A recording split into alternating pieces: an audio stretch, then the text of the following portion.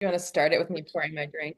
Yeah, we are rolling. You are pouring your drink. We all have a drink because this is the 2 month review, the semi-weekly podcast brought to you by Open Letter at the University of Rochester, in which we generally take a big book, break it down bit by bit, and talk about it. But we are not doing that today. This is one of our first attempts to do a kind of new thing with 2 month review, in which we're going to do like one-off episodes on books that wouldn't really work for like a long form or something that's new, something that's of interest that might be old, that makes sense. It'll be sporadic, but we'll also do this. Well, this will be in like a supplement to the normal series. I'm Chad Post from Open Letter Books, and I'm joined as always by Brian Wood, author of Joytime Killbox. Thank you, Chad. Worst introduction ever. Yeah, Way to really keep it long. going. You It's should hear been that. so You long. you should hear me I'm try and glad. land this fucking plane when I was doing like the 3% one in my class. I was like, I don't know what I'm supposed to say at the end anymore. I forgot. I don't failed. And always Kaya Straumanis, translator, editor, so on and so forth.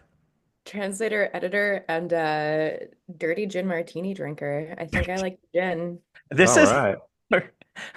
this is very ironic given the nature of this book, which is why I Oh enforced shit, this. is it? Oh boy. So what we're gonna do for this first episode is we're doing Dear Dickhead by Virginie Despentes, which makes sense. It's not super long. It's under 300 pages. It also we have done Vernon Subutex, so it made sense to like revisit her new book, but not do like a whole series on it. We do have a number of these lined up, along with an announcement at the end as to like what the next big books, big series will be, a big season. But I'd rather just jump into this. So, Brian, you've obviously read Vernon Subutex because you did the podcast. Did you read any of her other books? That and King Kong Theory. Oh, you did read King Kong Theory. Yeah. Okay. And Kaya?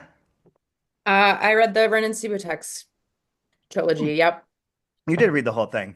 I did read the whole thing. I even did some pinch podcasting. Yeah, I remember that, but I couldn't remember if it was like in the first volume or whatnot. That's what I Not wasn't that I sure. don't think it was the first one. I think it was across two and three. Oh, okay. Okay, fair But enough. I read along with one for sure. And I mean I enjoyed it because I read the other two.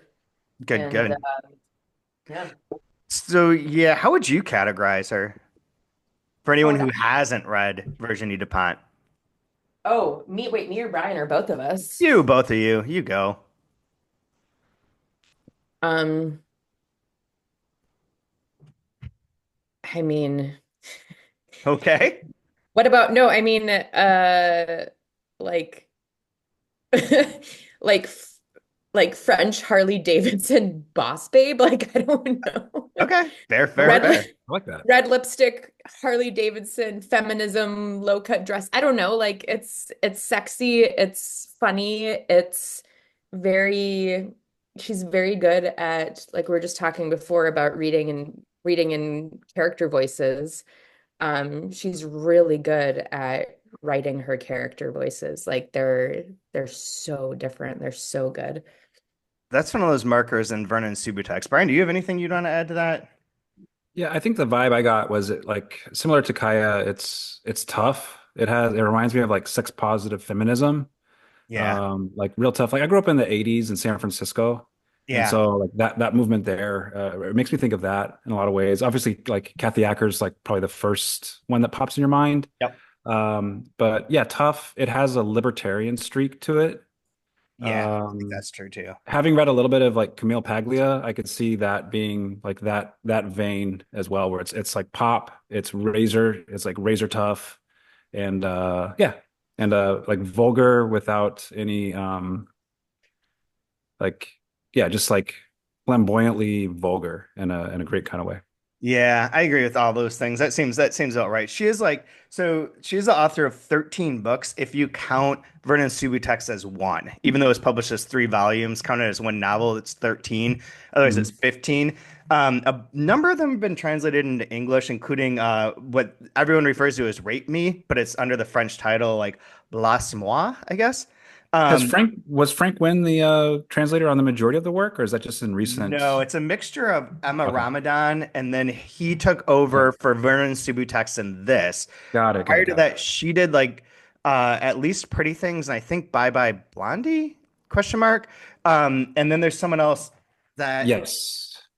um, the Rate Me book is translated by Bruce Benderson. So totally different person.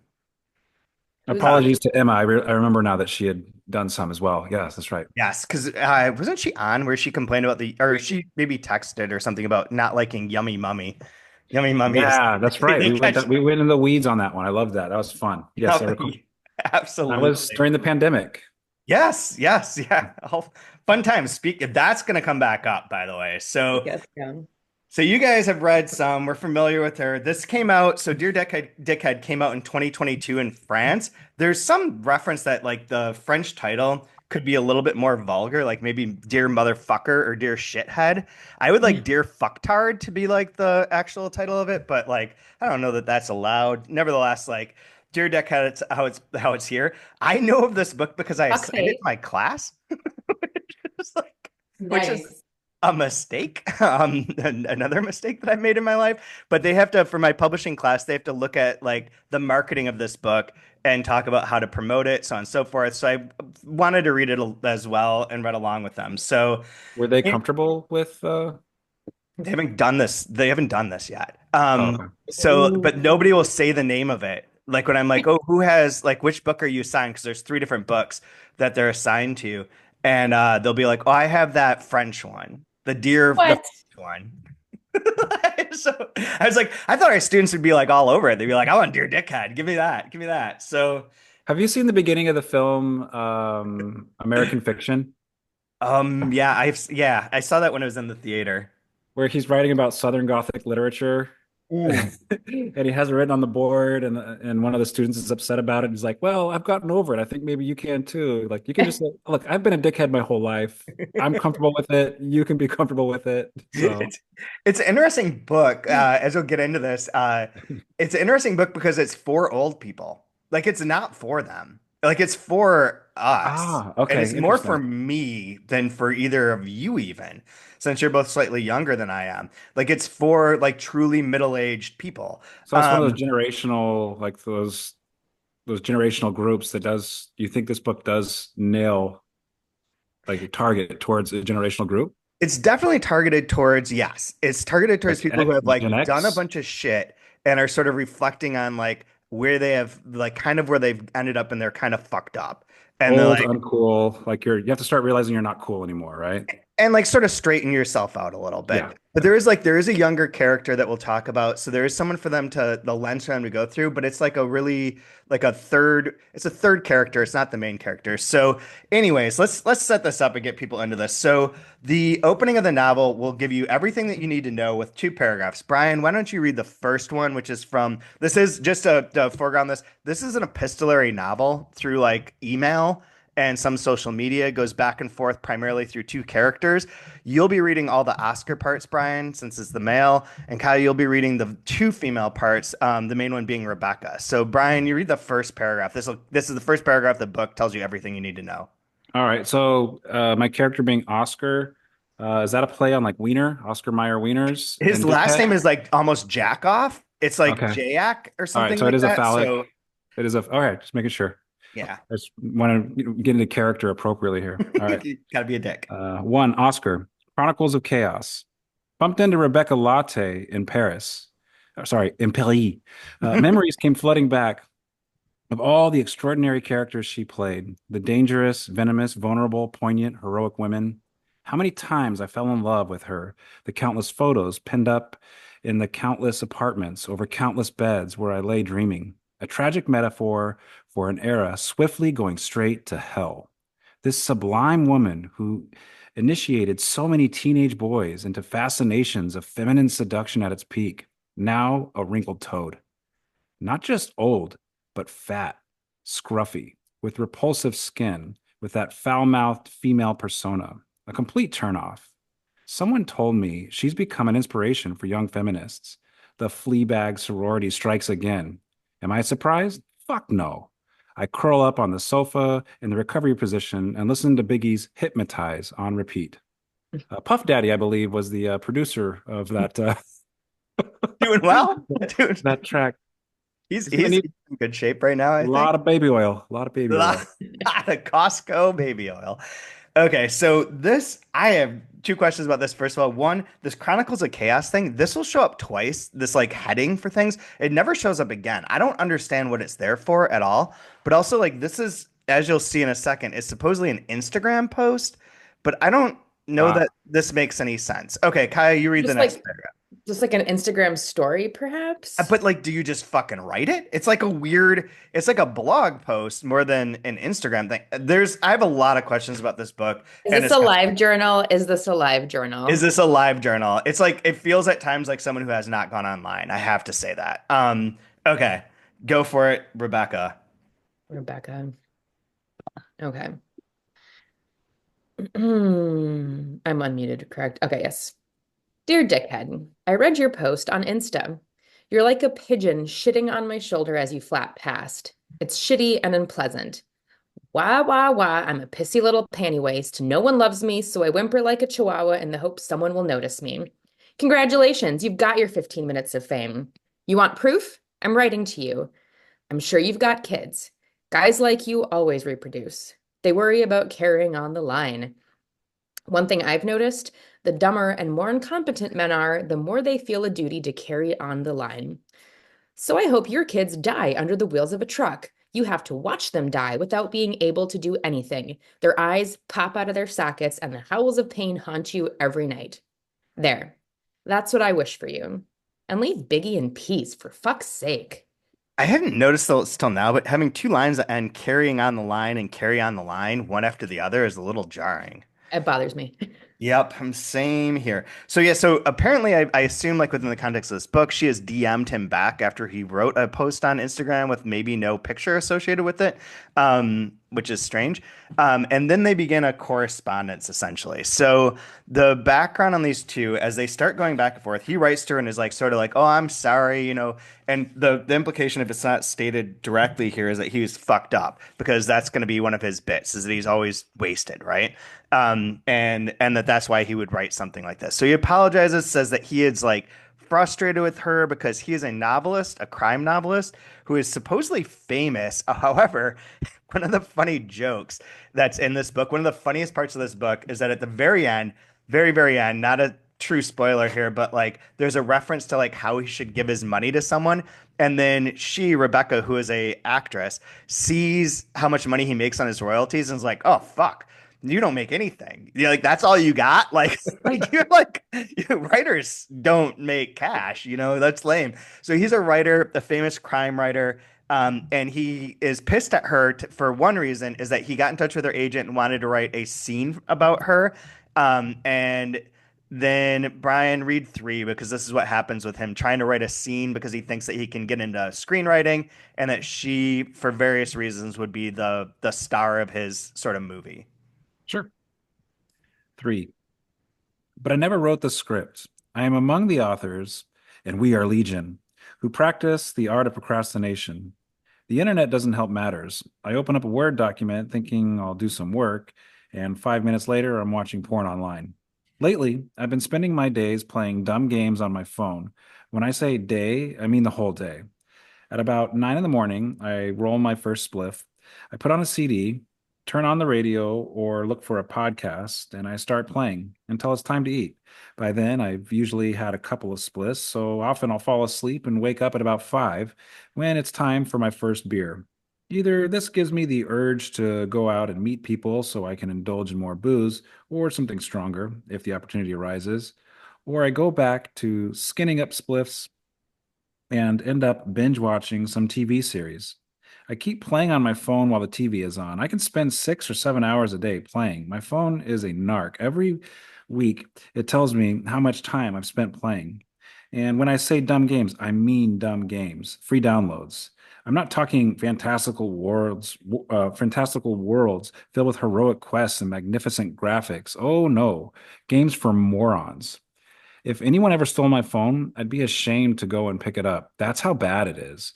We're talking completing every level of Candy Crush, and I pray for the bonus levels, of course. Oh, and I pay for the bonus levels, of course.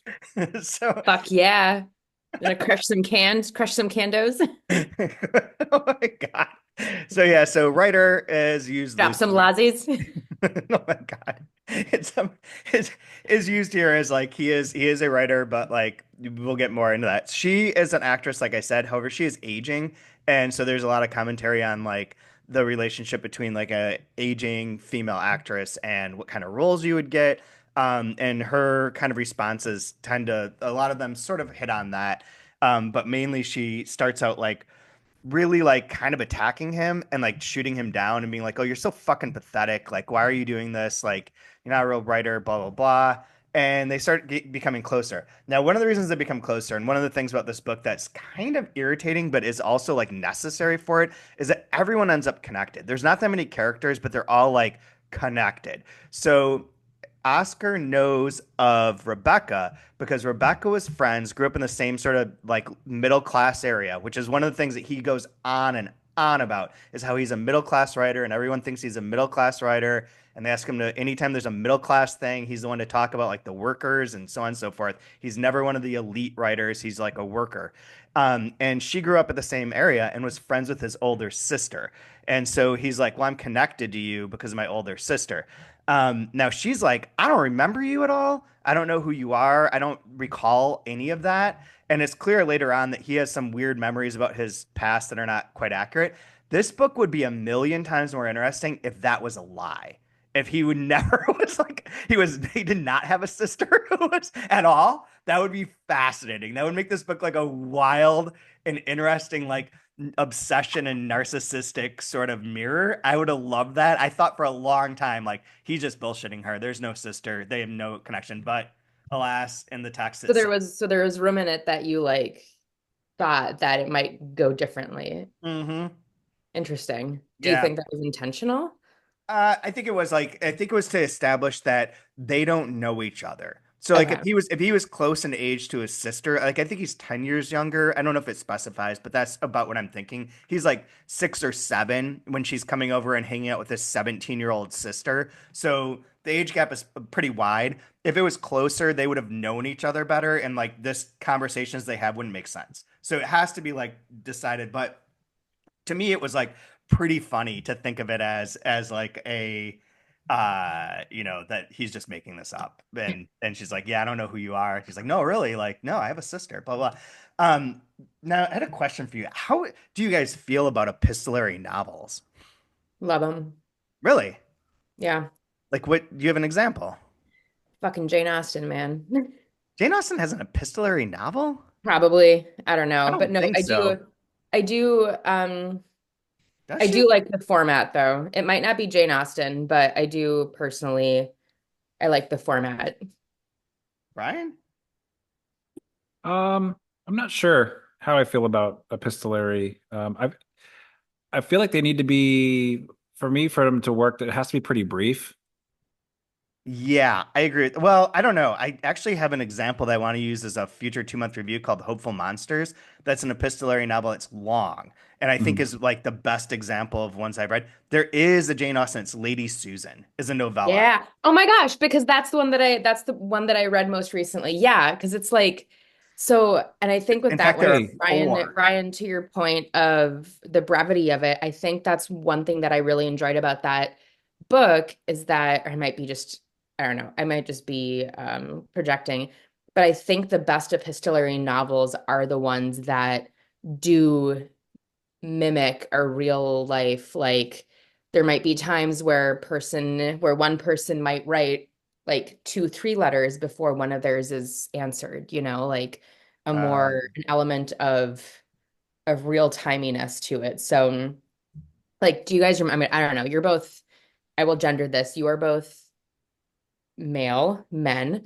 Um, but I remember writing journals with my friends in high school where you'd like write notes during class and then pass them to each other during passing time between classes. And for the most part, it would be like, so and so's cute. So and so looked at me like blah, blah, blah, homework, blah, blah, blah. And there were times where one person would write like a very, very, very long note. And you did this instead of passing notes in class. And then other times where like I can look through some of them now as I still have them where primarily me, I would just like write in like gigantic letters and be like, I don't have time. We'll write more later. How your day? Question mark. And then just like hope that my friend because I wanted to read more than I wanted to write at that point. But I do like that in an epistolary novel, um, that like it's not a consistent back and forth. I like it better when it's a part of a novel, but it's not the entire novel. Like if you take like Dracula, for instance, or something where Right. because Yes. for it to only be correspondence, there has to be, it feels like a gimmick. There has to be some like, why is this the for like you're like you have to wrap your head around why is this the format? How come, right? You have to invent something for that to for it to hang on that. And usually Yeah. it's not strong enough to carry it for a full work. That's Fair, that's fair. probably the right setup for like the next part here, but you have a comment. Oh, I you have a comment, Kaya? No, I was gonna say fair, and this is why I do think that like I think Lady Susan, I would recommend it, and not just because I'm a Jane Austenite. I I do sorry, I would recommend it because it's like bits and pieces from different people, like filling in gaps of rumors, but not fully elucidating the story. Also, Gin Martini, 9 out of 10. There are three other epistolary novels she wrote: Quiet. Love and Friendship, Eleanor and Marianne, and First Impressions. So there are four Jane Austen novellas. None of these I have heard of, to be honest. Like I I've haven't heard heard of the her ones you just novels, but named, never these no. novellas. So interesting. I think I agree with you, Brian. Like the conceit of it, if it's not there, it doesn't work. Like it doesn't matter. Like why are you explaining things to someone? Like you explain things as if you're writing a novel to someone, and I think that's weird. In Hopeful Monsters, if I remember correctly, they're not writing to each other. They're writing journals during World War II as if they're talking to each other. Like they're not actually sending the messages so much as they're writing about like what's going on and being like, someday we're gonna meet again, I hope, kind of idea. Which would be that conceit. And so it ends up being much more novelistic, but and less epistolary, but like the kind of frame is there. So yeah. with this, they're writing initially because he's insulted her. She's sort of intrigued by Mhm. like that sort of thing. It's got that very Virginie Despentes sort of vibe to it, where like the immediate gut reaction of like a feminist perspective would be like, "Fuck you, I'm never talking to you again." But this woman's like sort of intrigued, right? And Sure. then she finds out what the big beat is, which is up to you, Kaya, to read in a new voice as a character again, name on the nose, Zoe Katana. Zoe Katana, isn't she from another book too? Ooh, I don't know. I did not Because look that that name's up. familiar. Zoe Katana sounds like a Virginie Despentes, Jesus Christ, Gin Martini. Like a Vernon Subutex character. I've heard You Zoe Katana before. are you thinking of Suicide Squad? No, I don't believe I am. But it doesn't come Also, up. also, real quick before I read this, points to Brian for the Dracula reference. Way to go, Halloween. All right. Hand Seasonal praise seasonal on. reference for those of you playing bingo. Okay, Zoe This is a Katana. long one, but this is important. Okay, so sit back and enjoy as I will drink my drink. Chronicle of my fist in your face. I've Okay, been pause for writing. 1 second. So this Jesus time Christ, Chad. it is a blog post though, and it has that title, which makes sense as a blog post versus the first one as an Instagram doesn't make any sense to me. This is the only other time that shows up. Okay. Chronicle of my fist in your face. I've been writing a feminist blog for years now. I'm used to the vicious pile-ons, the rape threats, the death threats, the comments on the size of my ass or the pitiful state of my intelligence. I'm used to your male rage. But until now, I've never named names. Hence the thunderous outcry since I named Oscar Jayak. I dared to tell my story. My point of view is a terrorist attack. I'm confused about my piss. Sorry, I closed a window. I'm confused about my feelings. Someone should rip out my tongue and let him speak. I say, being sexually harassed for months means waking up one day and not recognizing yourself. It means taking years to admit that you'll never come back, that the woman you were is gone forever. It's the fear you feel on a day-to-day basis. It's becoming a different person. It's the shame that someone looked for your weak spot, found it, and destroyed you. The shame that it was so easy. And the fact that no one gives a damn. I said, I didn't have the means to defend myself. And I've told others if it ever happens to you, get out. Get out as fast as you can. I say, it's time the shame was on the other side. You're the ones blowing this all out of proportion, not me. And your rage validates my decision. I was hired to work for the publisher because I had several degrees, had done a number of internships, because I was hardworking, meticulous, punctual, because I was a fast learner. And I was also hired because I was young and slim, because I had long, lustrous hair, big blue eyes, pale white skin, because I dressed well, because I painted my nails. It wasn't just me they were hiring, it was my youth. And in one-on-one situations with him, I never really knew how to handle things. I babbled and took a step back, looked away, left the room. I sat pressed against the door of the taxi. I squeezed my knees shut. I blushed. I forced myself to laugh. I left early. I moved his hand away. I hugged the walls. I wore flats. I ran around a desk when he was drunk and he found that hilarious. I gritted my teeth when he groped me. Then, one night, I just ran out of the place. I scurried away like a pathetic little rabbit. People saw me leave, sobbing, defeated. All they could see was the colorful little scene, the big macho author and the little PR girl. Oscar would phone me in the middle of the night, and I'd be too terrified to go back to sleep. In hotels, he'd knock on the door of my room, and I'd be too terrified to go back to sleep. I'd throw up before I went to work, but I'd smile and say, Bonjour, monsieur, like nothing had happened, because if I shouted, I was a hysteric who couldn't control herself, and if I sulked, I was unprofessional and unwilling to make an effort. It was like those nightmares where you try to scream and nothing comes out. I screamed in silence while around us the little drama entertained the gallery. People were waiting for me to give in. He was flirting with me.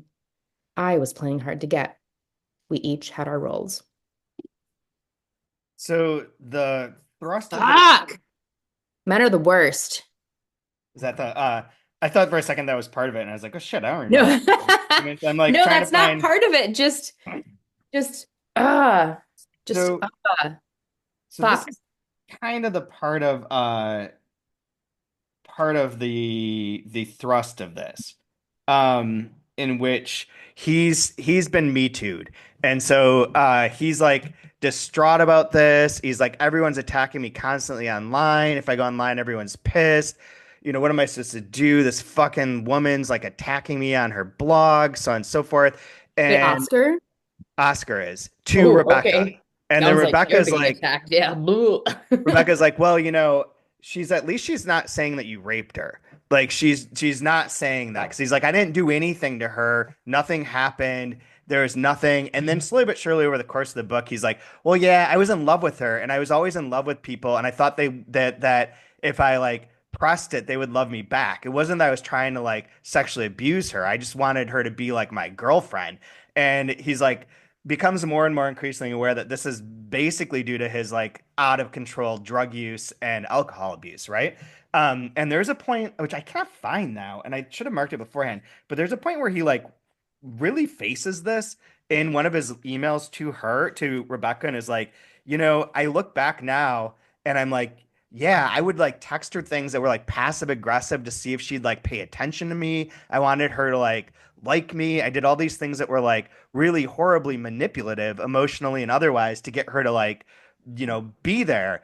And so he's distraught. And of course, like as a Virginie Despentes book, Rebecca's not immediately like against him and on her side. She's like a little bit like in that in between space of like, yeah, you know, like this isn't good. Like you're an asshole. You're like, but you're kind of a traditional boring asshole. Like you're not even like the most worst asshole. You're just like a typical fucking asshole, right?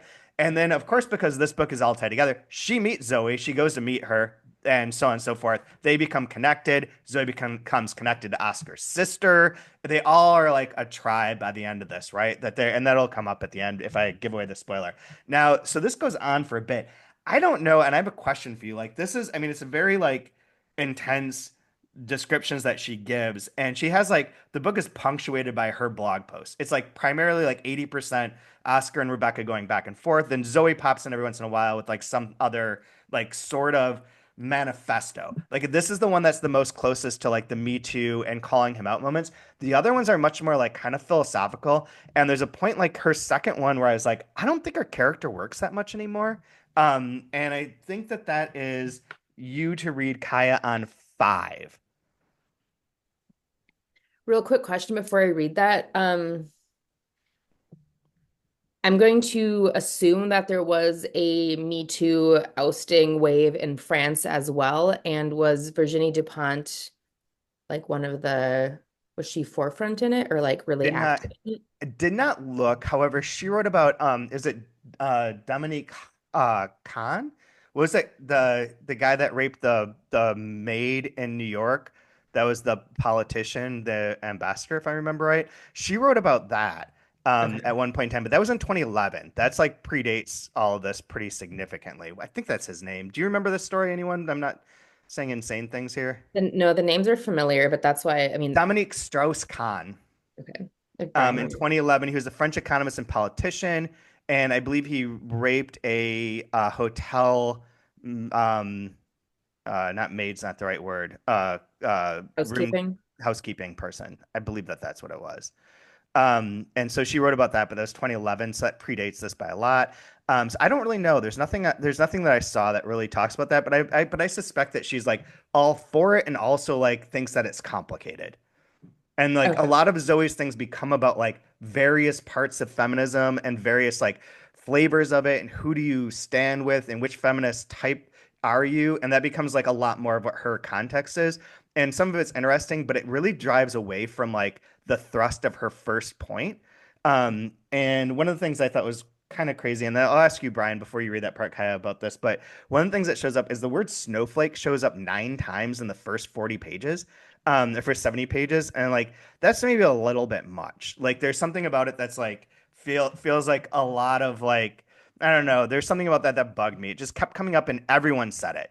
Oscar says it, Rebecca says it, Zoe says it. They're constantly being like, I'm not a snowflake. She's a snowflake. He's a snowflake. You're a snowflake. And I was like, okay, let's settle this down. Like this feels a little tropey right now. And that's where like her second one I didn't think was as strong, her second point. And that's where your five is. But as a general before you read it, what I mean, this is have you read other books that are Me Too related books?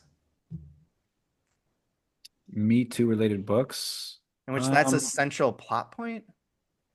I don't know. Like it makes us like the first thing that comes to my mind was Test of the D'Urbervilles. yeah, yeah. Sorry. Um, when the New Yorker published Cat Person, Hmm. Yeah, and that became like this like everybody wanted to talk about it in class to talk about this bigger issue. This was going to be the thing that brought up those conversations. right. But that And if what you that actually like, yeah. it's an important story, but if you actually just like literature, you're like, this is what you're going to roll out as something really important. Like, man, this isn't that. This isn't a good story, but Yeah. but it was so important to people because they thought it was nonfiction, Yep. or or is this a conglomerate of fiction and nonfiction, or like there's. I felt like it was used in a way where that became like that was the thing. Yeah. Um, and And I there's think so many important works that could have been talked about and highlighted, and but I think that that's interesting too, because that is like an exemplar of it and like looks at the power dynamics and the quote unquote yeah, ick of it all.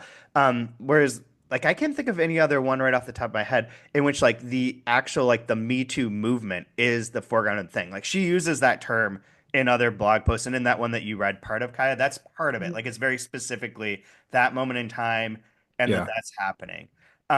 And it's interesting because we'll see in a second how this plays out, but like that it is so of the moment. Like she's writing of the moment and reflecting on this. Like that was in 2019 and 2018, where like there was a lot of. I think that's when the big kind of wave happens on Where like was like the nasty people in publishing? There was that thing I think it's running around. 2019 as well. Okay. It's like Is it just that when pre this book was written? I didn't check. It's 2022. So she's Okay. writing it like a couple years after, but she's reflecting Okay. on it like Yeah. right after it happens in a lot of ways, Mhm. which is, Yeah. very much in keeping, I think, with her style. And I think is really Yep. interesting as a move to make as a writer. Mhm. It is one of those things that's kind of like, okay, like how are you going to place this? There's not a historical context exactly yet. Like it's still like an Yeah. ongoing thing. And like a lot of the book starts to revolve around the idea of like, can Oscar be forgiven? If he becomes Mm. aware of this, is there a forgiveness or is that not a possibility because It's a of like great, what great happened? question. Right. And like that's where like the book's responses online through like Goodreads and whatnot are generally like this book is like makes you feel sympathy for someone who's bad. And that's kind Yeah. of where she is frequently, right? On the spectrum between Garrison Keillor and Jeffrey Epstein, where is Oscar? I don't Much want to more be. Garrison Keillor. Dude's a fucking creep though. The dude, that dude shat up NPR for so many years. Oh, Garrison Keillor. I just Anyways, want to be clear for our podcast. I'm not that Brian Wood. I'm the that's a very good point. I'm the not in trouble Brian Wood. Just to throw it out, I don't go. I'm disgusting in my own ways, but I'm not that kind of disgusting. Just to Correct. Brian Fair, Brian fair, good Weldon. point. Brian Weldon Wood. Yes. Yeah. Is that really? No, I mean, the Brian Wood that you're talking about, the comic book writer of DMZ, yeah, yeah, massive, all those yeah, things. Yeah, he's the one yeah, who like sexually assaulted women at Comic Cons, I believe. yeah. Really? God damn it. Yeah, Okay. he So was like one of my favorite like comic book writers, and then he like gone, and then you told me that's why, and I looked it up and I was like, oh, yeah, okay. well, like I don't Google myself, but I wanted to figure out how I could market myself. I'm like, oh, I need to differentiate myself. Oh no. I always thought about writing a short story where like, what if your name's like Jeff Dahmer? Like your whole life, Yeah, your name's Jeff Dahmer, and you're just like this great, nice, like pediatric, you're a pediatric nurse named Jeff Dahmer. And then this case comes out, you're like, shit, yeah, I'm gonna call no, up my friend Theodore Bundy and see if he can give me, Oh hey no. Ted, how you Yeah. doing? He's like, not good, man. no, Not good. never Why? good. Oh no. Like when names get taken over and they're not yours anymore, like what do you do? I Reach out to the early elementary school nurse Lorena Bobbitt. Dude, Yeah. there was like this hat came up today. Is that like I have a little bit of like not hot water, but I've caused a little bit of a controversy at the university. And someone had posted this article in which I'm referenced to on their Facebook, and someone was shitting on me, of course. And then someone defended me and was like, I think blah blah blah. Chad's not wrong. Blah blah blah blah. And the person's name is Scott Russo. I was like, who the fuck's Scott Russo? Like, I don't know who this person is. And they reference being involved in small press publishing.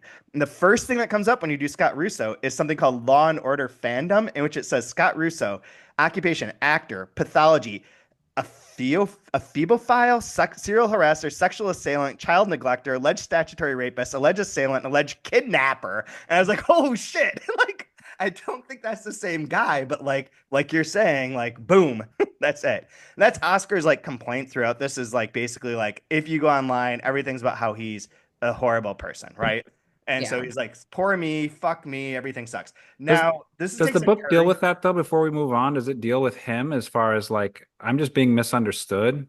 Was I being that bad? Was I Good He is it question. showing it comes from both sides? he Like comes to an where awareness that he's like at the beginning he's like I never did anything. This woman, like, I don't even really, I don't really remember her. He's like sort of like hedges on it, and then he's like, oh no, she was my publicist. She says she can't get a job in publishing because he got her fired because she wouldn't sleep with him. He then starts going into like explaining like, oh, I did, like, I thought she was in love with me. I thought like I was cool, like, and that she yeah. wanted to be on the author. So and then he comes to really truly admit it, and where he's like, yeah, I was emotionally manipulative and I was I'm bad, and like I'm I was gross. I that's abuse my gross. power. I yeah. And he does try and apologize to her. There's a big confrontational scene in which Okay. he says to her in her face, like, I am sorry, this was wrong. I understand, like, I respect your position. I hear you, blah, blah. And she spits on him. And that becomes a whole new thing where someone takes a video of it, it goes online, and suddenly they're being called out as being like having faked this for publicity. And because it Mm. looks like they're intimate, like, it's very like, so it gets like twists and turns. But Sounds that's like kind of not what the Richard book's Ford. about. Like, Richard Ford weirdly, and the book's not racism. about Me Too at all. Yeah. Like, it is. It's the driving force, and it's part of this thing, but it really becomes something else. And it takes a left turn pretty early on like 123 or 120, which is where I was like, uh-oh. And this is you, Brian. Read 6. Six. Wait, I didn't read the part That's that I didn't read okay. Let's just go 5. past it. It's not a big Why? deal. Okay, read Why? it. Read Are you it. trying Read to it. silence my I'm voice? trying to silence the female voice. Go for it. Um, But I had a question about that where no, I like Brian's question of like, does she address, I guess, the male viewpoint? She does, and she Okay. allows him to like say his things, and they are like at the beginning very much like the traditional like no, no, no, and then it does become aware that he's aware, but like then how do you forgive that person? Like you how could you Right. convince someone you've changed your mind, that you've opened your mind, you've come to a new understanding? How do you convince anyone of that? I mean, I guess like the from one perspective, oh no, that's a different question I had, but one perspective, like, I mean, I guess people are entitled to not forgive. Like, I don't think that's the healthy option, but people are definitely entitled not to forgive. Yeah, of Before course. I read number five, Zoe Katana, because we are going to read it because you are not going to silence my voice or Zoe Katana's voice. Chad, you asked the question about Me Too literature. I mean, have you read anything that's explicitly Me I Too? couldn't Because I can't. I couldn't think of anything, but I also don't read that many books that are like of the moment necessarily. And you have to like, it has to be written within the past like 5 years, 4 or 5 years, right? Because Um, there's a bunch of books that deal with this topic, but they don't explicitly say hashtag me too. right. Like a Isn't Yeah. great this example is Blake J.M. Lively? Coetzee, Diary of a Bad Year. It's Right. epistolatory, and it's a writer who's having somebody type something up for him because he's not good with technology, and he falls in love with her and abuses that power. Yes. And right, like so So it's the same, it's kind of the there's the same same thing. thing, but it's not a it's not a Me Too. Right. No, but Yeah. it is. It's like you just do hashtag Me Too in there, and it's like perfectly pinpoint there. This moment. Yes. Yeah. That's the thing that I was asking is like the actual like hashtag part of it. I can't think of anything right off the top of my head. It So has here's a question.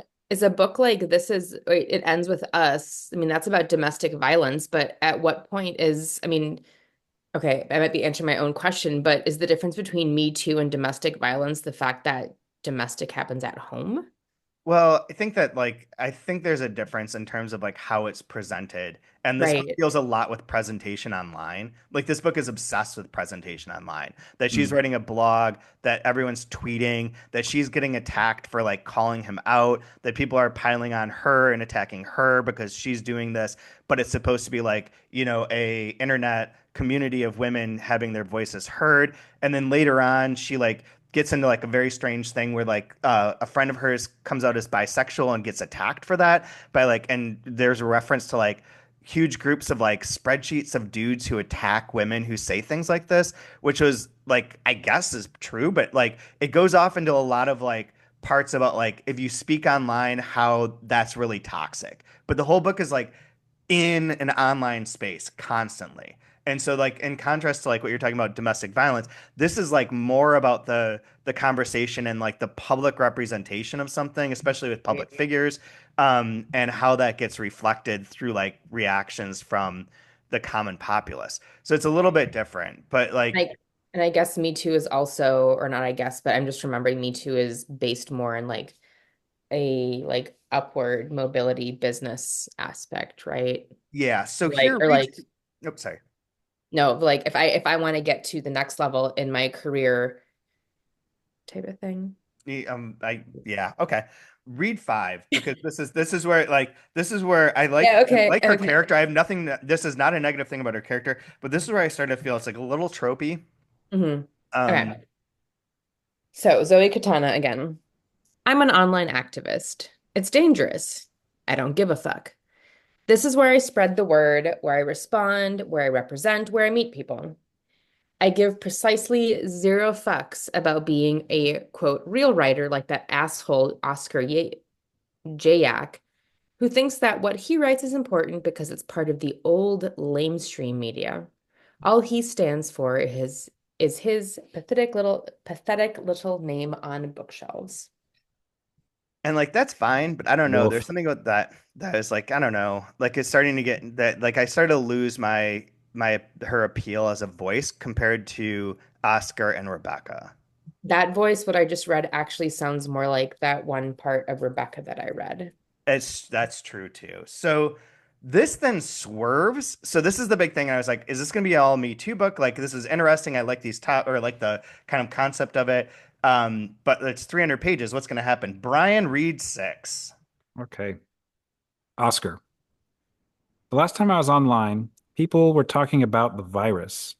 I just told myself I'd be safe here in the middle of nowhere, that I wasn't at risk. But Jesus, the whole country in lockdown, things have moved fast. Boom. We are now into COVID. All So this right. is set during COVID. The bulk of this book takes place during two lockdowns in France, and that one made me groan. I don't want to read books about COVID. I know that I think it's in here because it forces them to communicate online in a way. They can't really meet each other necessarily. It like reinforces the epistolary thing. It brings up a lot of questions of like not loneliness, but being in your space, and this will play out in a second. But like COVID books, anyone? No, Latvia had an anthology of COVID stories, and I read one, and it was fine, but I didn't read the rest. So is this like one of those, you ever watch that show Chopped? Is that a cooking show? Yeah, they like open up a basket and it has like uh you know, Pieces? liverwurst, pink grapefruit, and Twizzlers, and you have to make a meal with the ingredients that you have. And so you're locked in this like, this basket of this is what I got to deal with. These are the ingredients I'm dealing with. Um, so when we talk about trying to deal with a tough issue online is a terrible idea. People have the ability to say the most awful, horrific.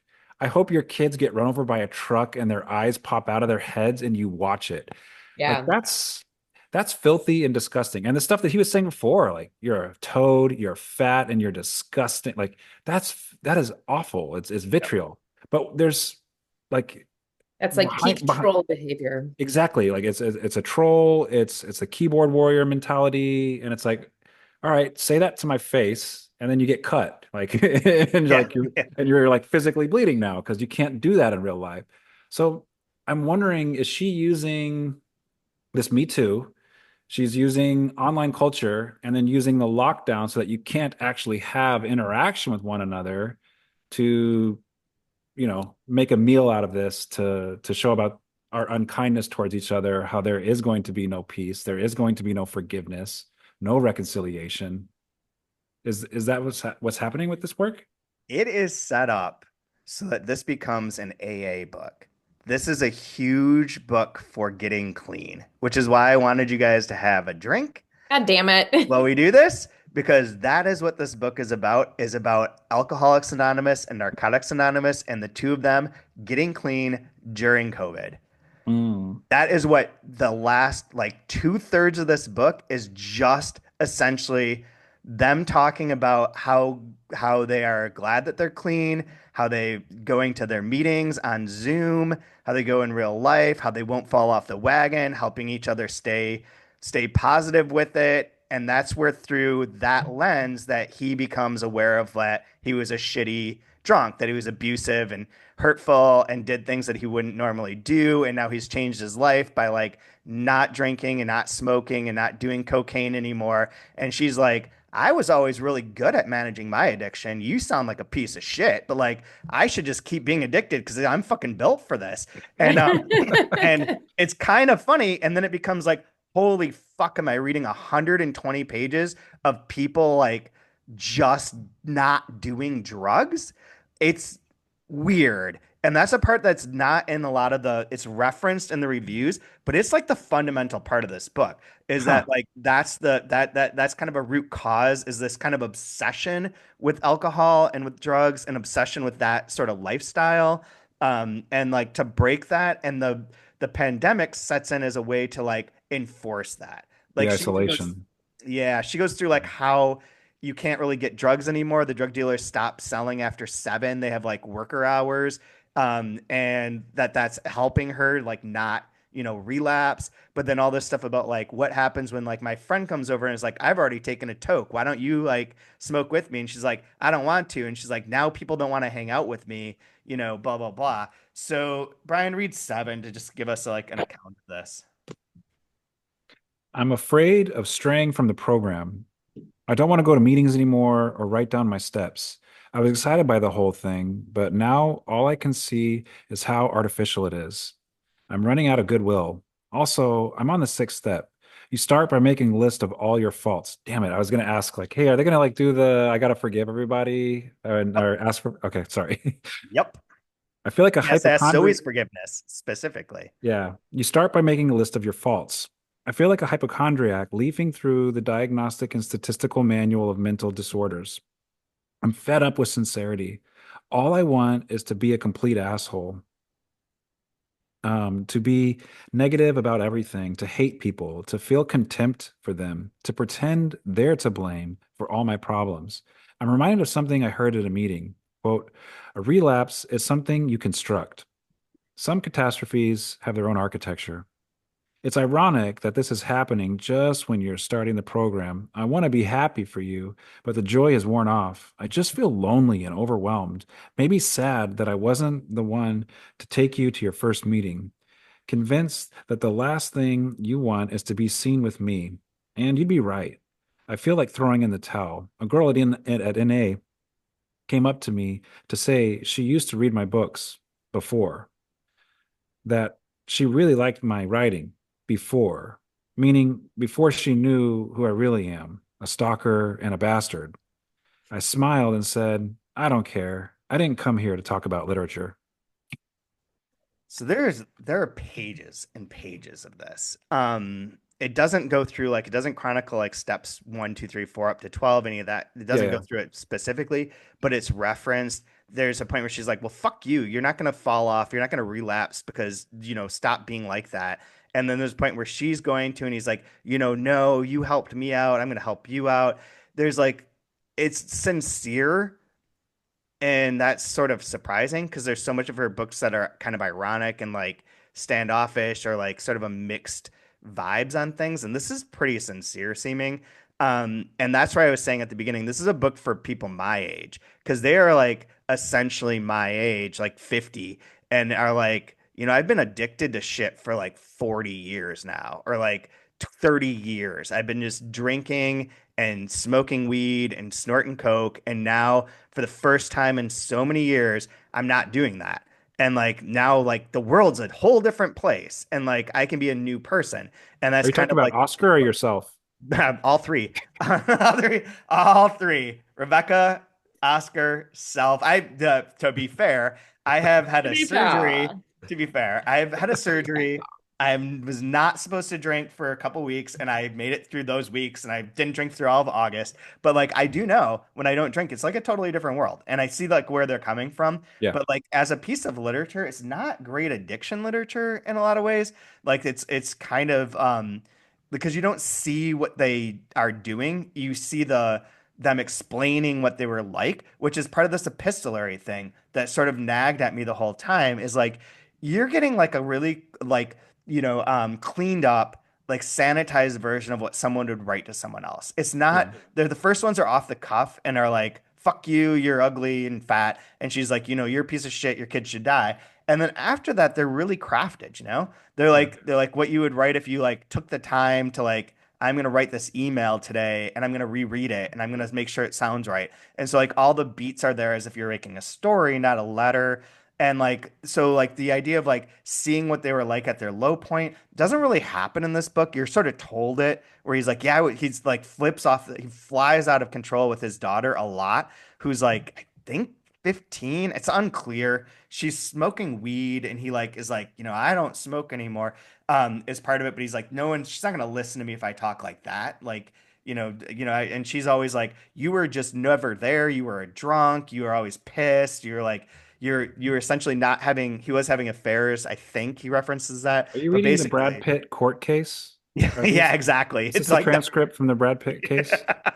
But he's like, my affair was cocaine. I rented a separate little room to go be my writing room where I just like snort drugs and not hang out with my family. So it's like, it is very clear on like this, like bad parenting, like was a bad, shitty drunk and a shitty drug user. But you don't see it. You see it like through the lens of like a clean person talking about their days. So like, that's not as interesting as I think it should be.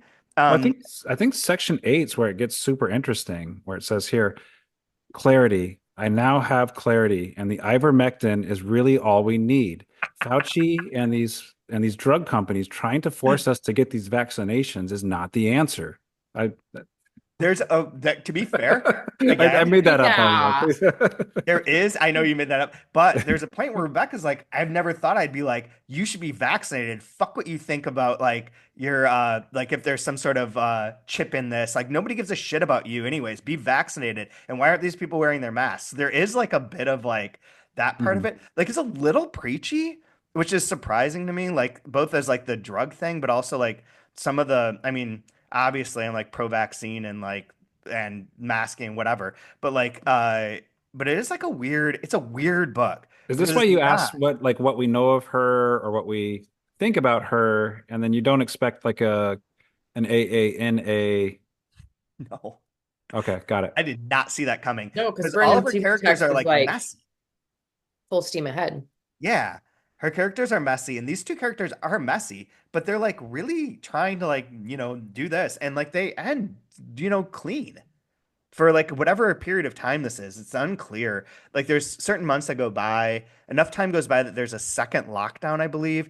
And I don't know what France's deal was. I don't remember us having a second lockdown, but there was like the second period where everyone was like, "Oh, you need to like be careful." And there's like a couple references that are a little snide or ironic where he's like, 1.3 million people die by car accidents every year. But if we just let people just out in this COVID thing, would like 1.3 million people die? That's how many people die every year from a car. We're not banning you from driving. Like, there's a little bit of that kind of like sort of what I'd see as her point of view of where she's like complicating things, but for the most part, it doesn't feel like she's complicating things. It's basically like, yeah, don't do drugs. Do you think this book is earnest then?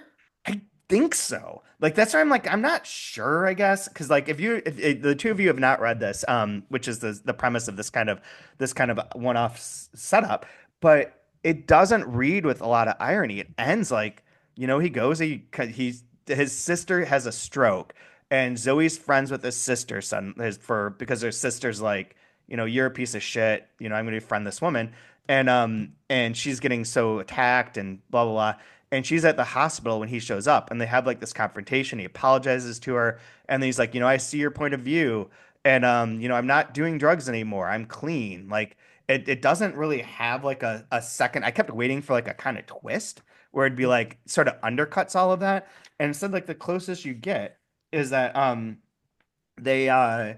that they're trying to figure out how he can have forgiveness. Zoe, Rebecca, and his sister, whose name I keep blanking out on. Anyways, the three women, and they're like, well, his book takes off because of all the attention he's getting from being accused of like this harassment. Everyone buys his book, and he's like, it's dudes that buy my book, obviously. And he does make a comment at one point where he's like, I never talk about female writers as influences because men never do that. They only talk about male writers as influences. So there's like that level of awareness. But then they're like, well, what could you do to like make up for this? And they're like, give her all your royalties from the sales of this to make that fair. And that's when the joke comes up where she's like, then I saw them and was like, that's nothing. Like, your book was a big success, but like whatever. And then and she starts getting more movie roles, like things are working out for her. And then they're like, well, what you could do is cut off your finger. Since you took part of her as a human, you need to give her part of you so that every time you look at your hand, you'll know that like you have done this bad thing. That doesn't happen in the book. Instead, it just ends with them being like, maybe we should meet sometime because these emails don't feel like they feel cramped. They feel like the last line is literally like, she's like, that is her, right? She's like, yeah, Rebecca's like, I'm home now. Paris is raucous once again, but hasn't quite recovered its arrogance. The city will come through this. It's solid. I'm clean. Zoe can call if she needs to. Corinne's his sister. Corinne can call me. Marcel can call me too, but she hasn't summoned the courage just yet. That's Corinne's girlfriend. And you can call me. You can count on me. And yes, we could meet up someday. You're right. These emails are starting to feel a little cramped. Hmm. Doesn't seem like a lot of irony. No. And it ends with like a heart, a message symbol, and a send symbol like Instagram, which then goes back to that part. But I don't think they're writing on Instagram. I think they're writing in emails. Otherwise, like, fuck, man, DMs would be really a bitch to read if they're that long. How old is Virginie? Do we know?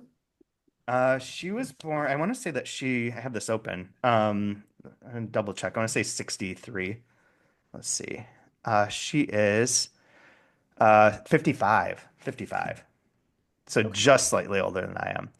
I think Um, slightly older. so yeah, so not 20 that much older. years. No, she's So my that's what I mom's got. age. What's that? Yeah. She's my mom's age. 55? Your mom's not 55? No, I thought you meant Oh no 1955. no no no no no no. She's born in 1969. Okay. So yes, no, no. Your mom had you very young. And that seems weird. But yeah, she's 55 years old now. She's born in Got June it. of 69. So yeah, Gotcha. so she's not that much older than I am. It does feel like that's what I'm saying. It feels like a midlife sort of like Mhm. reckoning of sorts. And I mean, good for her. Like I don't know if this is reflective of her life. She's been involved in a lot of things. She's talked about drug use very extensively. So I assume that was at some point in time a drug user, if not heavy, but at least casually. Who knows? But like, it does strike that nerve of like the 50 midlife, like, maybe I shouldn't be doing this anymore. Yeah. I love to drink, but I'm terrible at hangovers now. Fuck, Jesus. Yeah. I And love it's like, not drinking as much as I love drinking, to be honest. yeah. So And it's like very, yeah, you get to that sad. age where it's like, damn, man, I can't do this anymore, but Yeah. I'll still try. I'm not a quitter. I But I think the thing We gotta that's like show up. We weird. gotta show up for our kids, man. Yeah, the thing that's weird to me is like not drinking, which I No really shit. do like as well, because I think it's very like refreshing. It's very fun and like taking breaks off and on and like yeah. drinking in moderation. All that's good. I think the thing that strikes me every time is there's so many fucking hours to the day. If you don't drink, there's so much fucking time. Like it's wild. And like I live in a world, like I live here alone right now, in a world in which all I do is read. I'm consuming something, listening to a podcast, watching a sports game, watching a dumb movie, reading books, writing about books, answering emails about books. It's so much of that. And when there's no like dulling to where it's like, oh, I'm not really focused on that. Like, is there's a lot of time. Like, and that's good because I don't want to die and I'd like to have a lot of time. But it's also like feels like sometimes it's like, Jesus, how many more hours of this day are left till I can like go to bed? Right. Like, not having any fun. But I don't know. So the reviews, there's three big reviews that I found. One was from the New York Times, one is from the Atlantic, which I assumed would be a piece of shit since that magazine sucks, but it was just boring too. They're all boring. They don't really talk. They're basically like, this book is kind of funny. There's this back and forth, isn't she inventive? They're all very positive. There's nothing really Isn't like, she inventive? yeah, isn't she wonderful? There's not really. Oh, I didn't include my favorite line where she's like, "I don't want to do any Pilates," which is the one for you, Kaya. But this is an inside joke. You're making it look like I'm being like harassing. The You inside said joke there's is no video recording, so the no. people I will said not we're gonna know. post this. I can Oh, post this video fuck. recording. Um, Yeah. but the joke is that There's I always say I love Pilates and I want everyone to do Pilates. And I'm like a big proponent of Pilates doing, and it's pretty annoying. I'm more annoying than the Alcoholics Anonymous people who are clean. so for Christmas, Chad, you're gonna get a t-shirt that says "Ask me about my core." Oh yeah, right on. Bring it. I'm there. I'll order that around. Have you Definitely. seen But the SNL trailer for the horror movie Pilates? no. All right, No, just YouTube it later. You just Google SNL Pilates. stop. There's not one. Yeah. That's amazing. I want to see that so bad. Yeah, so like yeah, the I don't know. The reviews didn't do anything for me. I was expecting to find like some sort of like interesting like take, but I guess this like goes back to like a general point of like I don't think people review things much anymore, like in critical ways. I think it's basically like this is Yeah. what this is, and it's like a positive reinforcement of the book, rather than like, this section doesn't work or like the structure is messy. There is some of that. You see it with like Merve Emre's writing and like the New York Review of Books, but like the general reviews are just kind of like whatever. Um, It's tough though, because like I feel like her, from the little that I have read, she's very fierce and she's very brave. And so the subject matter that she deals with is also like stuff that you really wrestle with. It's hard. And so yeah, if you're reviewing that, you could be in a lot of trouble depending on how you want to handle, like you, like, I don't know. It's like if you want to get an award and for like take a role where you play a concentration camp, like set it in a concentration camp, and like people aren't going to be like, this movie sucks, it's terrible, I can't believe that. Like you got to be really careful because then people are going to look at you like, wait, you can't say that, right? Like, so I can see it being very difficult to review this. Hmm. And you're kind of might be worried about how you're going to be received because of her, like I said, like with that fierceness and that bravery and like how she just like stares at the sun where other people look away. That can be tough. It puts you in a tough spot if you're a reviewer. Yeah, I agree. It is, and it's just like I don't know. I don't really have a complaint about it, except the fact that like I'd like there to be like I'd like to get into one of these reviews, I agree. Yeah. and I think that that's what this podcast sort of serves as, is that we can finally talk about the book without like it just being like a surface level thing. And like the idea of a review is kind of your conversation piece about something. Like the whole industry is pretty whack. Like Well, nobody essentially. critiques anymore because like critique requires to embrace something, to hold it, to hug it, to consider it, to know it. Mhm. And it- yeah, it's people don't actually like critique. It's more being like critical. Yeah. So I have two last things, and then we can sum up and talk about like the future of the podcast too. One is I like to do this. I started doing this for a series, and I always think it's kind of interesting, is that Dear Dickhead on Goodreads has 6,197 ratings and a 3.62 out of 5 stars. And my Oof. assumption, my belief is that everything is 3.5 stars. Always, everything should be about that. Yeah. And that's true. And then if you go to Amazon, it is the 19th best-selling book in epistolary fiction. And Kaya, to show my ignorance, number one is Evidence of the Affair by Taylor Jenkins Reid. No idea what that book is. The one I do recognize is number seven is Ella Minnow P, a novel in letters. But I don't know if that's an epistolary novel. That's a novel in which a different letter is taken out of each chapter that you can't use. Like a Lippian thing. I don't remember it being an epistolary novel, but very well could be.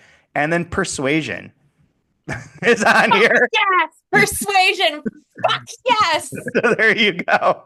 Persuasion shows up. Doesn't reference that in the description. I do not remember this book from 40 years ago when I read it. So like I'm Hands at a down, loss. I will argue you best Jane Austen book. There we go. Is it an epistolary novel? Like that wasn't the one that you. No, it is not. So Amazon's categorization sometimes is fucking whack, I have to say. Hey, it But says Dear Reader. It's clearly a letter. boom. That's You like, know what this whole like Dear Dickhead thing reminds me of is the Dear White People, oh right. Hmm. that Right. movie Yeah. slash TV show, but I haven't watched it. Movie we watched. As a kind of summing up of this, would you read this book, Brian? I I think I would up until like the first third of it sounds. I'd be along for that ride, I think. So yeah, Kaya? I think I probably would. I may not like it, and I might be like, by the end of it, but I think I would, just by the start of it. Fair. Who doesn't love the the comments section of a And that truly of a is like public forum, right? I think I undersold this a bit, but like when she's taking digs and like he has a point of view and you're just like, oh, you whiny white little like literary boy. Like there's that vibe to it. And when she like takes shots at it, that's very fun. That's very entertaining. But that doesn't hold throughout enough Yeah, I for want the me. tit for tat. I don't want the redemption, Yeah, I don't want the redemption at which all. is I don't know if that says something about me, but Yeah. Like I'm Well, like I sometimes you have don't an need ex-wife it. who's gone through AA and like has I've heard this before. Like I don't need it. Yeah. I don't need it in my fiction right now. Well, but also sometimes redemption just doesn't really come, so it's sort of fallacious to present it. I mean, not fallacious, but like it fairy tales it, you know? Like it's not something that comes easily and it's not something that comes at all for some people, in terms of addiction. And he's sort of like never forgiven or redeemed entirely. But one thing that does sort of like, I don't know if it's stated explicitly, I can't remember right now, but like the kind of vibe is like, it passed. She keeps being like, this will pass. Like, it's not like you didn't like do anything criminal in the end. Like you were a horrible asshole. You're a dickhead. You're the worst. But like you didn't rape her. You know, this will at some point pass. Zoe goes through like a real emotional breakdown. Her arc we didn't really talk about, but like it's not foregrounded quite enough. But like she goes through a big emotional breakdown. But like she's like this Rebecca's like, this will kind of pass. And also you're just a fucking writer. Like you're not that popular. Like I'm a movie star. Everyone recognizes me. I go on the Mhm. metro and they're like, I want to take a selfie with you because you're like the hot chick. And she talks about like how her breasts are like a testament, a monument to like beauty and like how everyone knows who she is. And like has like she's like, I'm a movie star. You're just a fucking writer, man. Yeah. And there is that kind of runs throughout too. And I I get invited to the freak off. yeah, You know, you're at the Hampton Inn at a conference getting gropey. All the right. fact That's the difference between me and you, the sucker. the fact that there's a single character in this book who recognizes him by sight is makes it fantasy. This Uh, is a science fiction tale. was So this the one where you sent me a late night text about a writer being unfuckable? yeah, oh yeah, that's Is that right. from this book? Oh, Damn it. that's so good. Yes. Forgot about that. Yeah, that's right. That's in That's here. so good. That's in this. Should have pulled that quote. Dude, Should have you're pulled a that. writer. Like you are the most gross. Like, why would anybody want to be? It's exactly that. Like Uh, I'm a movie star, you're an unfuckable writer. Like get out of here. You are Um uncomfortable. which I love, and I think Virginie Despentes. I'll read anything that she comes out with, like yeah. hands down. This is not my favorite book of hers, but like nevertheless, Kaya, And I will in echo your what hand. Brian said, because I never officially answered. I think I would read it because I do want to read what Virginie writes, but based off of what we've talked about, I don't know that I would end up saying that I liked it at the end. I think this book should be about 70 pages shorter. Like a 220 page book was about right. The 292 page book is a little long. Like I Hmm. was finishing it last night as like the baseball game was on, and I was like, okay, I'm ready. I'm ready for this to be over. And like there weren't enough beats at the end to make it like satisfactorily 300 pages. Well, as we've all agreed explicitly, there is no reason for a book to ever be more than 199 pages. We Yeah, all agree on that fully and completely. you're speaking Nick Buzansky's language from Books Are Magic. He texts me every time I send him a book. He says, I will only read things under 200 pages. So quit sending me your review copies. So Well, you know what, Nick? So from now on, we're just gonna razor after 200 pages, and that's all you fucking get. you think All Nick you fucking listens to get. this, which is fun. No, which is fine because this will be the one episode that he listens to, I and hope if he so. doesn't, then everyone else in the world, once Nick Bugzansky starts walking around being like, "Open Letter keeps like razoring my books," yeah, fucker, because you only read to 200, so that's what you get. You get the two Do hundos it. and go fucking home. Yep. Yep. Nick is super funny. He's always mad at me because I jinxed the 49ers from winning the Super Bowl. So uh Jeez, Kyle, anyway, you're just like Oscar. Once that martini starts hitting, I I mean, just yeah, you're know. just you're so like, aggressive now. geez, Holy cow. don't I put him in a know. And you know what the worst part is that once I got about a quarter of the way through it, I decided it's too sweet. I think I will like the vodka martinis better. But that's why I got a bottle of each so I can test it out after my kid goes to bed. Oh my. So yeah, so for anyone listening at this point in time, we do have a bit of a plan for the future episodes of the 2 month review. The first thing is in 2 weeks, we're going to do something that's quite experimental and be quite interesting is to do one of these one-off episodes about Joytime Killbox. We've referenced it on every single episode of this podcast. And so we are going to talk about it with the kind of like setup that Brian, you are going to talk about what you think worked, didn't work in your own book, what you've learned, what like your influences were, what you're trying to do, and like I think it'll be interesting to get like a craft background to it, and so like where you're coming from and how that plays out. And I think that would be very interesting. I think people will really like that. And then after that, starting in November and running through the end of the year, we're going to do a 2 book long series in which we're going to read Confidence Man by Herman Melville. My favorite Melville, well, I mean, Moby Dick is Moby Dick, but like my favorite of the other Melville books is Confidence Man. It's fucking funny. It's got a confidence man. It's very like quirky. Faison loves it and says that it's like the Pinchin before Pinchin sort of book. And also then following that up, we'll do Faison's new book, Melville, with no E on the end, which is available now from Open Letter. Good. And you can, yeah, order it now. It's wonderful. It is about Herman Melville and Herman Melville's dad. So this is a good like Americana sort of ride for like the last 2 month review of the year. But that's the plan for those. Either of you have anything you want to add to that? I was gonna say it's great that it's an you said Americana ride, but the one book is by Rodrigo, who's like not Americana at all. No, but he's like, but the By book is blood. very much Americana. I mean, it's set like right. I mean, it's set in like the Hudson River No, I and know. I Elton. read the So it's fucking like, book. yeah, I know you've read it, but like for You people who read are it. We listening, published it, but I know. I mean, like Rodrigo himself as a person is like Argentina, Spain. Like he's the with opposite of Americana. but he has a good obsession with American writing. That's not what I mean, though. Yeah. I mean by blood, which is like Yes. a not. I don't know. Gin martinis, man. So if you're listening to this, you can rate and review us if you like what you're hearing at the wherever you get your podcasts, Apple Podcasts, Spotify, Pocket FM, I think is a new one. I'm not entirely sure if we're on there, but if we are, rate us, review us, helps a lot. There's a Smash thing that like everyone's button if you want to vote Kaya off of the podcast. yeah, you can vote people off this island. I've heard this thing that a lot of people are saying you have to make sure that you auto download on Apple in particular or wherever, otherwise the podcast will stop showing up. And I have had that happen. So do that? Question mark. Hmm. Anyways, tell your friends, tell everyone you know to listen. You can follow us on Instagram and on Twitter, I think. I won't call you a dickhead in any DMs, and I won't call you a fat toad. So you can follow along with safety. Um, and I guess we'll be back in 2 weeks to talk about Brian's short story collection. How do you do an autopsy of your own body?